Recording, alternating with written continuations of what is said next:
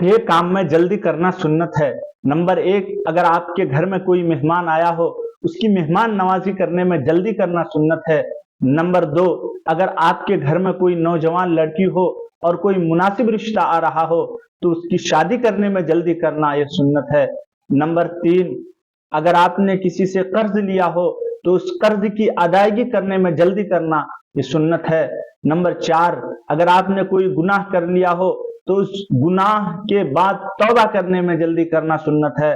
Number 5، اگر آپ کے گھر میں کسی کا انتقال ہو گیا ہو تو اس کے تجہیز تکفین کرنے میں یعنی کفن دفن کرنے میں جلدی کرنا یہ بھی سنت ہے، کیونکہ جب کسی کا انتقال ہوتا ہے اور مردہ اگر جنتی ہوتا ہے، کوئی لیٹ کرتا ہے تو مردے کو تکلیف ہوتی ہے کہ مجھے اپنی اصل ٹھکانے پر جلدی سے پہنچا دیا جائے۔ اور نمبر 6، اگر آپ کے کان میں مؤذن کی آواز آ گئی ہو تو مسجد میں نماز کی ادائیگی کے لیے جلدی کرنا یہ سنت ہے۔ کہیں ایسا نہ ہو کہ آپ کا کاروبار آپ کو اللہ کی عبادت سے روک دے۔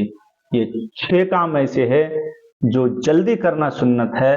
ویسے جلدی کرنا کسی کام کو یہ شیطانی کام ہے، مگر یہ 6 کام ایسے ہیں جس کو اللہ کے نبی نے جلدی کرنے کا حکم دیا ہے۔ اللہ عمل کی توفیق